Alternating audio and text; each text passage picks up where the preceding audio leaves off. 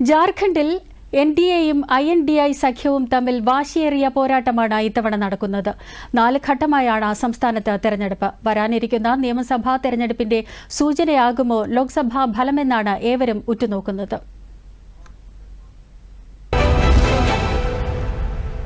പ്രവചനാതീതമാണ് ജാർഖണ്ഡിലെ രാഷ്ട്രീയം.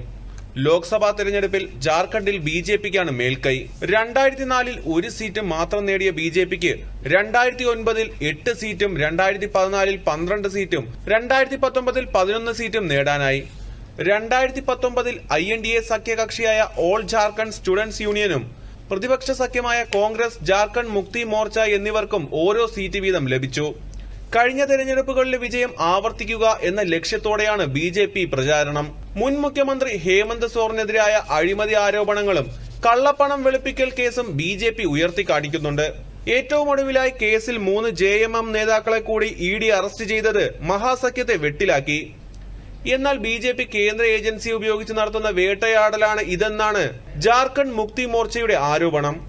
ഹേമന്ത് സോറന്റെ അറസ്റ്റിന് പിന്നാലെ ചെമ്പൈ സോറനെ മുഖ്യമന്ത്രിയാക്കിയ പാർട്ടിക്ക് നിയമസഭയിൽ വിശ്വാസ വോട്ടെടുപ്പെന്ന കടമ്പ വിജയിക്കാൻ കഴിഞ്ഞതും ആശ്വാസം നൽകുന്നുണ്ട്. ഹേമന്ത് സോറന്റെ ഭാര്യ കൽപ്പന സോറനാണ് സംസ്ഥാനത്തെ JMMന്റെ താരപ്രചാരക. ഹേമന്തിന്റെ അറസ്റ്റിന് ശേഷം INDA വേദിയിലടക്കം കൽപ്പന സോറൻ നടത്തിയ പ്രസംഗം ദേശീയ ശ്രദ്ധ ആകർഷിച്ചിരുന്നു. 2004-ൽ 14-ൽ 13 സീറ്റും നേടിയതായിരുന്നു മഹാസഖ്യം ലോക്സഭാ തെരഞ്ഞെടുപ്പിൽ നടത്തിയ അവസാനത്തെ മികച്ച പ്രകടനം. സ്ഥാനാർത്ഥി പ്രഖ്യാപനം നേരത്തെ നടത്തിയ BJP പ്രചാരണത്തിൽ മുൻപന്തിയിലാണ്. ഷിബു സോറന്റെ മൂത്ത മരുമകൾ സീതാ സോറനെ പാളയത്തിലെത്തിക്കാൻ കഴിഞ്ഞതും BJP നേട്ടമായി കാണുന്നുണ്ട്. സോറൻ കുടുംബത്തിന്റെ കോട്ടയായ ദുംഗയിലാണ് സീത മത്സരിക്കുന്നത്. ഇവിടെ നളിൻ സോറനാണ് BJP സ്ഥാനാർത്ഥി. സംസ്ഥാനത്തെ ഏക കോൺഗ്രസ് MPയായ ഗീതാ കോട BJPയിൽ ചേർന്നതും മഹാസഖ്യത്തിന് തിരിച്ചടിയായി.